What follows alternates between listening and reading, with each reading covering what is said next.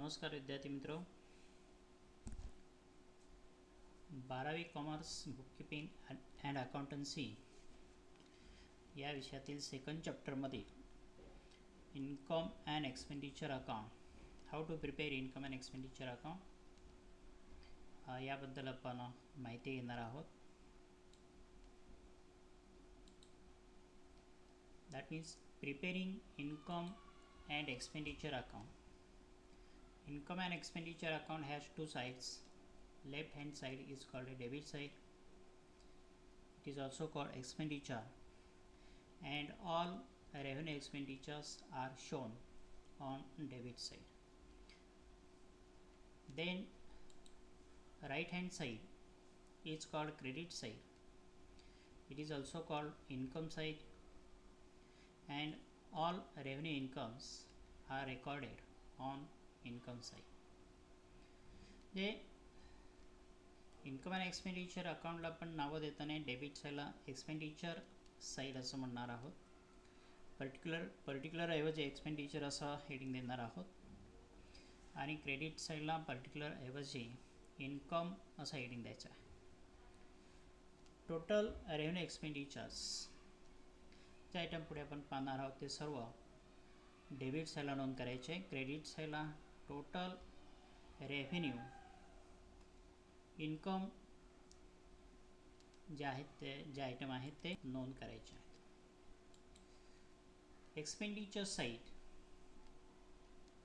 That's item of expenditure sides.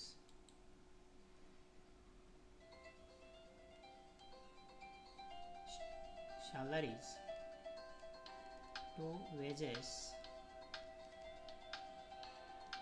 to printing and stationery,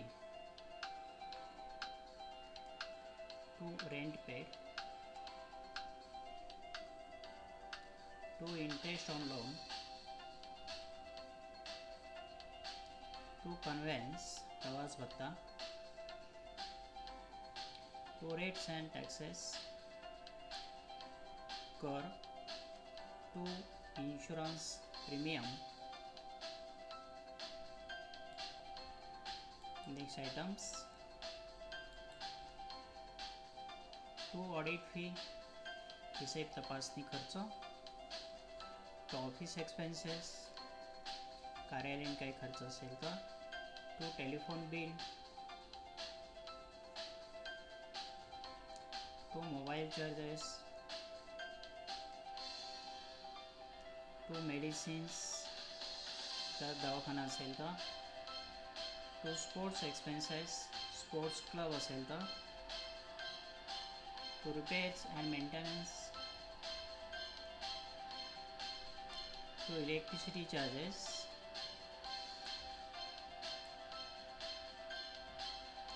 to newspaper, to periodicals नियतकालिक, to sundry expenses किरकोळ काही खर्च असेल ते, to loss on sale of asset, to depreciation, to travelling expenses, to postage, to general expenses,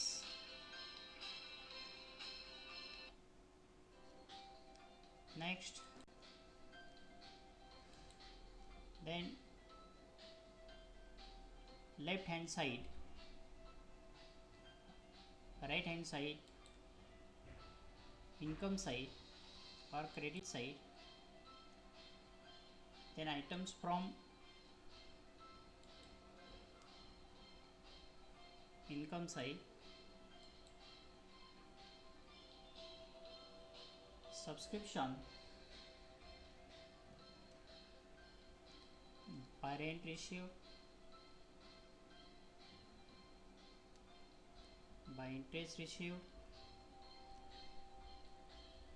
by dividend received, by government grant, by ground rent, by sundry receipts, by entrance fee, revenue entrance fee,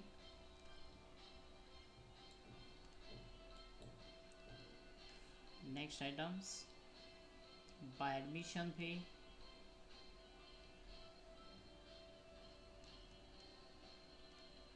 donation, general donation, by profit on sale of asset, by general receipts, by miscellaneous income, by sale of scrap, by sundry income.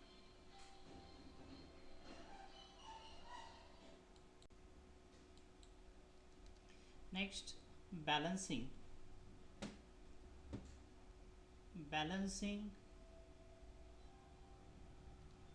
of receipt and income and expenditure account. Surplus meaning आपण पाहूया. Excess of income over expenditure is known as surplus, किंवा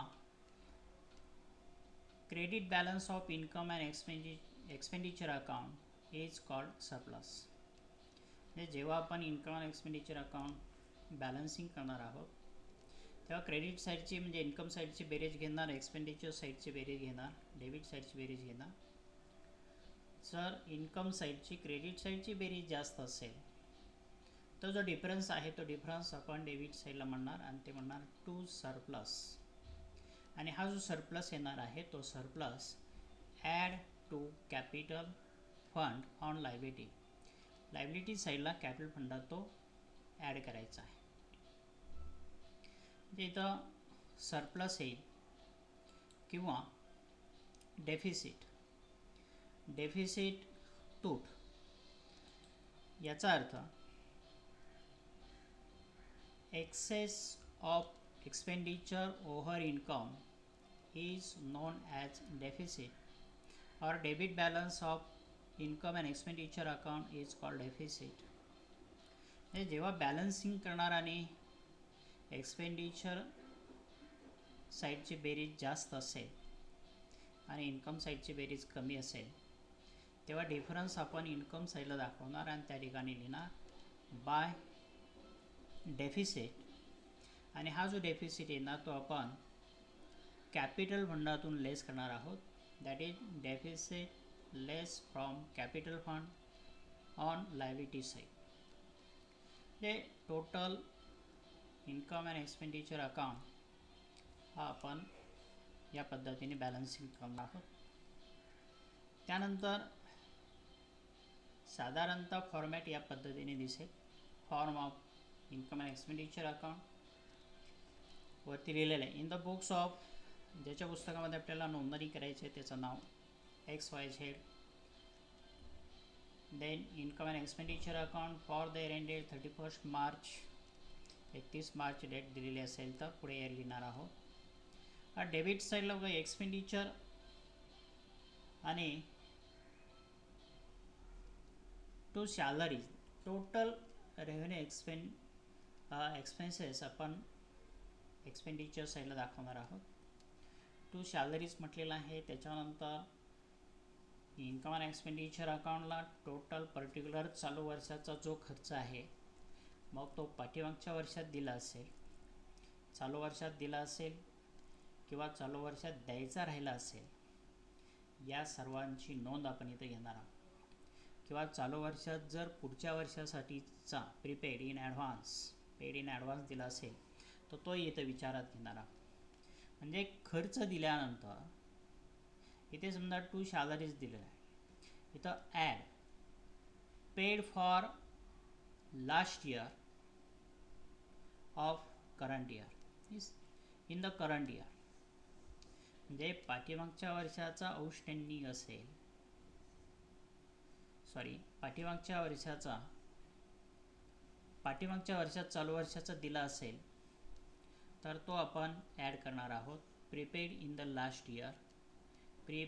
last year. त्याच्यानंतर outstanding for current year. त्यानंतर लेस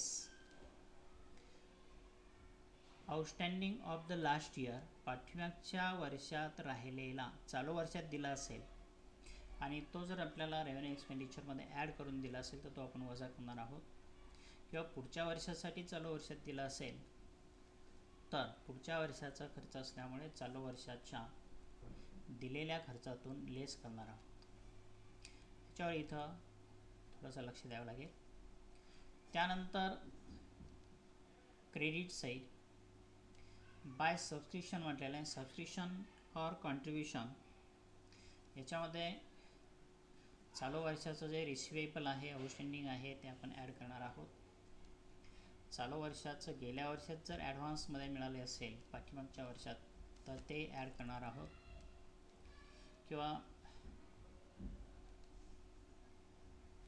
पाठीमागच्या वर्षासाठी receivable असेल आणि ते जर चालू वर्षात मिळालं असेल तर ते पाठीमागच्या वर्षाचं असल्यामुळं ते आपल्याला लेस करायचं आहे. आणि pre received for next year म्हणजे पुढच्या वर्षाचं जर चालू वर्षात मिळालं असेल तर तेही आपण लेस करणार आहोत. त्यानंतर इतर जे रेव्हेन्यू इन्कम आहे ते इन्कम साईडला दाखवायचे. एक्सपेंडिचर साईडला टू रेव्हेन्यू एक्सपेंडिचर इतर आपण मगाशी जे पाहिले ते. त्यानंतर बॅलन्सिंग करताना जर क्रेडिट साईड जास्त असेल तर टू सरप्लस डेबिट साईडला एक्सपेंडिचर साईडला पण म्हटलेलं आहे. To surplus excess of income over expenditure आणि जे असेल ते अमाऊंट कॉलममध्ये दाखवायचं आहे. किंवा याच्या विरुद्ध जर एक्सपेंडिचर साईड जास्त असेल आणि इन्कम साईड कमी असेल तर